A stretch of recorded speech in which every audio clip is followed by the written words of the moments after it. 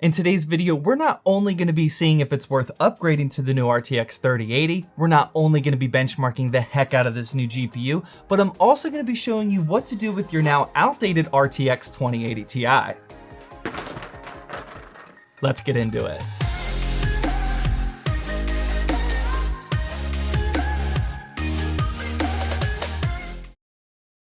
Hey, welcome to Zach's Tech Turf. Like I just said, today we have a very busy video about the new RTX 3080, but first I just want to thank you for watching this video out of like the 50 that are probably in your subscription boxes. But today we'll first be starting off with the benchmarks, comparing this to the $1,200 RTX 2080 Ti, which I'm not salty about, by the way.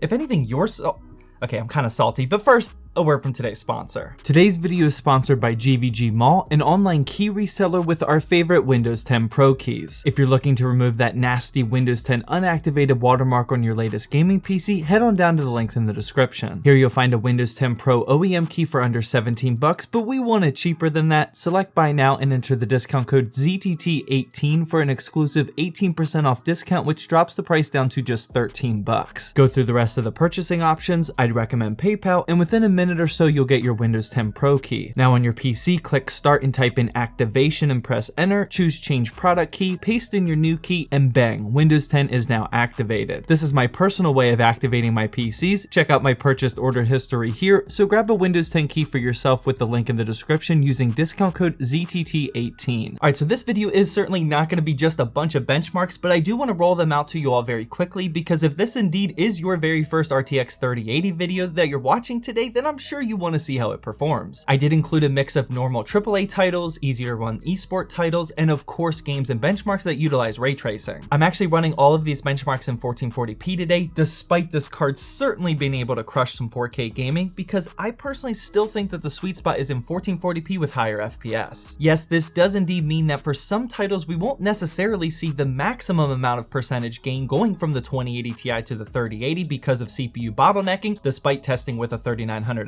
so just know that there is indeed even more of a gap in performance in 4K resolution. Also, make sure you keep an eye in the upper left hand corner of the screen during these benchmarks, because there you'll be able to see both the utilization and the temperatures of both the CPU and the GPU, and for today's testing I'm just using my daily driver rig, which you can find out up here. The first game up has got to be Fortnite, just like every other benchmarking video that I do, in here in 1440p and epic settings, not really settings that people use, but I wanted to put more strain on the GPUs, and here the 3080 cranked out 27% more FPS than the 2080 Ti.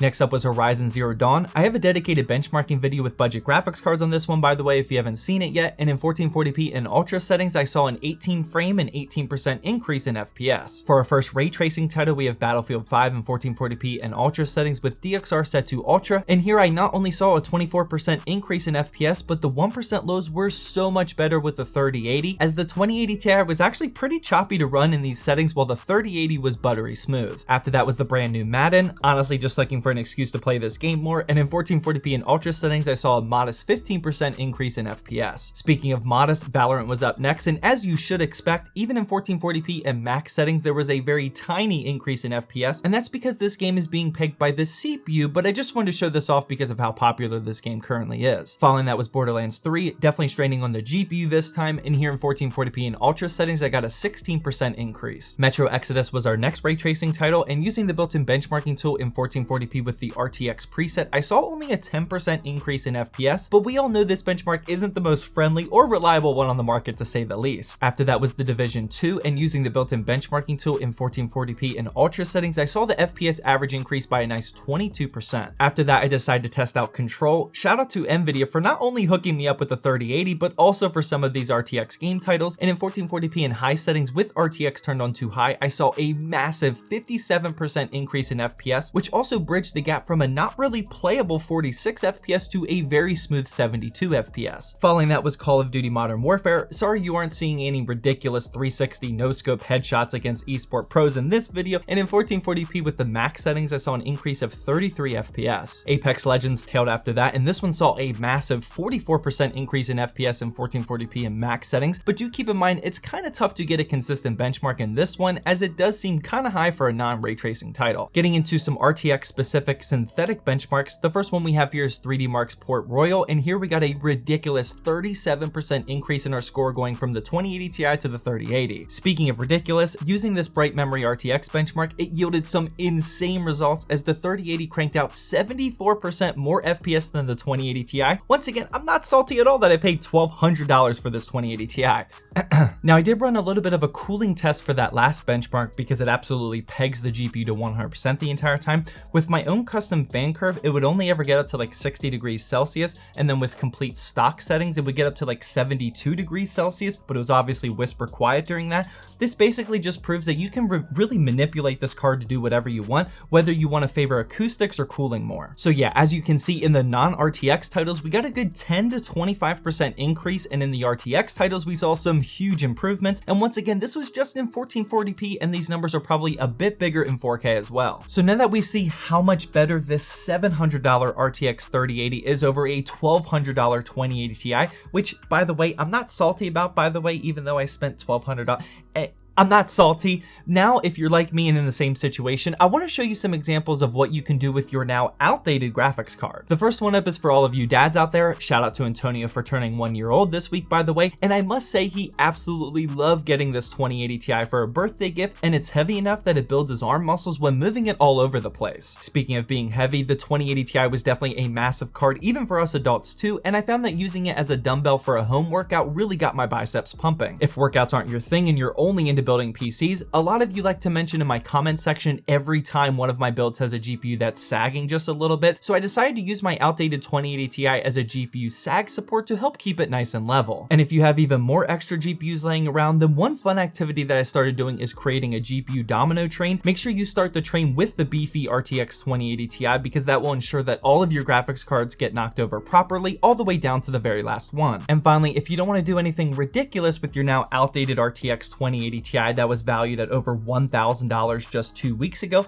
you can now sell it on the used market for like $200 or so, and then you can go ahead and buy like 6 to 7 EVGA 550 watt M1 power supplies, or maybe even 2 to 3 super airflow cases. All right, so with all the jokes aside, take a look in the comment section at how many people thought I was serious, by the way. I want to quickly talk about what my thoughts are on if you should upgrade to the 3080 or not, and this isn't going to be super technical as I don't want to get into extreme detail like some other YouTubers are with thermals, the new Founders Edition's design, or anything like that. This is for the normal average consumers like myself that care the most about just straight up performance and that don't mind spending their hard-earned money on higher end hardware like this. The short answer is that I wouldn't recommend upgrading to the 3080 if you already have a high-end 20 series graphics card, specifically the 2080 Ti, 2080 Super, or maybe even the 2080. The upgrade is indeed pretty substantial, but the fact that you can't sell your 20 series for a decent price anymore makes me want to just recommend hanging on to it and enjoying what you have. Please, please, please remember that at the end of the day, this 3000 series launch of GPUs did not all of a sudden make your 2080 Ti a bad graphics card. It simply made the value of it way lower than what it was a couple of weeks ago, but I would highly recommend just hanging on to what you have and just enjoying it without spending any more money. Now, if you are interested in upgrading from something a little bit lower end and you want to spend $700 on a graphics card, this 3080 can obviously shred 1440p and 4K gaming easily. Just please make sure that you're not bottlenecking this by a cheap monitor. Do keep in mind that I'll certainly be making a video featuring the 3070 as well, which is the card I'm personally the most excited about at $500, and also that the new AMD cards are about to be announced as well. Despite this new 3080 launch, it's still not the perfect time to buy a new GPU just yet because I want to see the performance numbers of the 3070 because I have a feeling those price to performance numbers are going to crush anything that we've ever seen before,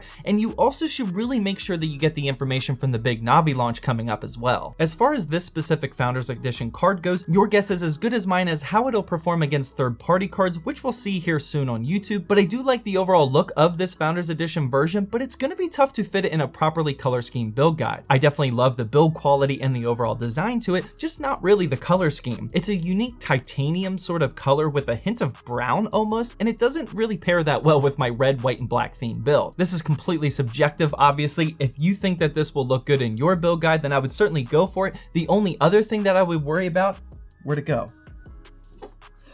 is this 12-pin connector. I absolutely do not agree with how this Y adapter is designed. I hate that there's only about 3 inches from the 12-pin connector itself and the 2 8-pin connectors it adapts from. This means in builds like mine with custom cable extensions, you're gonna see the main 3 inches of the cable from the adapter and then my colored cables hidden in the back. Obviously not ideal. It would have been so much better to make these 2 8-pin connectors like 8 to 10 inches away from the 12-pin connector. That way you can route it behind your case where it'll adapt back there so you can't see it, or you could just buy a card that doesn't require a 12-pin connector as well. Overall, I think we need to understand just how impressive this jump is when we sit down and realize how much of a price to performance increase we saw in the benchmarking section, going from a $1,200 RTX 2080 Ti to a $700 RTX 3080. I'm definitely tipping my hat to NVIDIA for also sending this card out to you guys so you could see some day one coverage. I'm certainly very excited to test the 3070 here in the near future as well. Make sure you let us know down in the ZTT Discord community if you're thinking about picking one of these up. And finally,